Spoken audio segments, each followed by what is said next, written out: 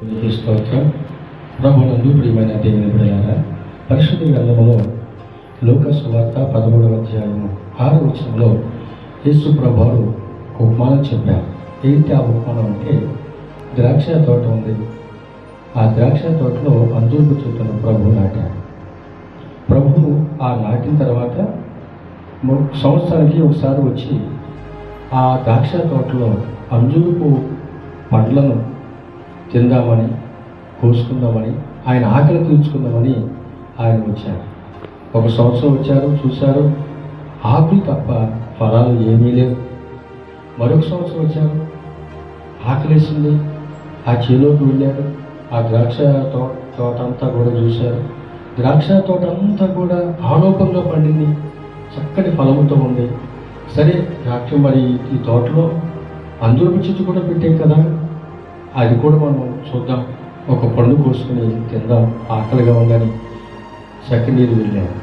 అప్పుడు కూడా చూస్తే, అప్పుడు కూడా ఆకులు, అంజూరపు చెట్టు అంతా ఆకులతో ఉంది దేవుని బిడ్డలారా, కానీ కాయలు లేవు.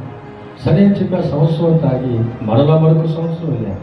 ఆ విధంగా ప్రభువు 3 సంవత్సరాలు చూశారు. 3 సంవత్సరాలు ఏమని ఆకులు తప్ప మరి ఏ అంజూరపు పండు లేదు.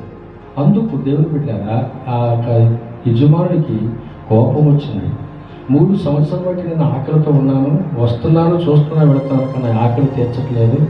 కాబట్టి దీని ద్వారా సమయము వ్యర్థమైపోతుంది, నేల వ్యర్థమైపోతుంది, దీనికి వేసేటువంటి మందు వ్యర్థమైపోతుంది, దీనికి వేసేటువంటి నీళ్లు కూడా ఎంతో వ్యర్థమైపోతుంది అని చెప్పి యజమానుడు ఆ తోటమాను పిలిచి, ఇదిగో 3 సంవత్సరాల బట్టి నేను చూస్తున్నా, దీనికి ఏ ఫలము లేదు, కాబట్టి ఈ చెట్టును నరికించే అంటున్నాడు. దేవుని పిల్లలారా, మనం ఈ లోకమును చూస్తామంటే, మరి ఈ లోకం అనేటువంటి ద్రాక్ష తోటలో దేవుడు మనలను ఒక అంజూరపు చెట్టులాగా దేవుడు నాటాడు.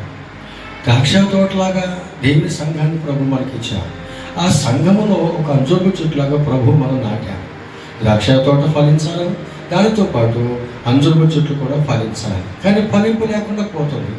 ఎవరి మన పాపము, సినిమాలు, ఇహ సంబంధమైన ఆటలు, పాటలు, సరదాలు 365 రోజుల్లో నీవు ఆ పాపానికి, లోకానికి, స్నేహానికి, సరదాలకి, శరీర సంబంధమైనటువంటి ఆలోచనకు, వాటికి ఇచ్చేటువంటి సమయాన్ని ప్రభు సందులో నువ్వు సమయం ఇవ్వలేకపోతున్నావు.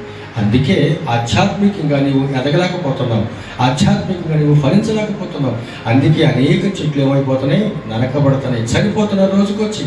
దేవుని పిల్లలారా, ఈ క్షణం వరకు ప్రభు మనం బ్రతికించండి, ప్రభు కృపే.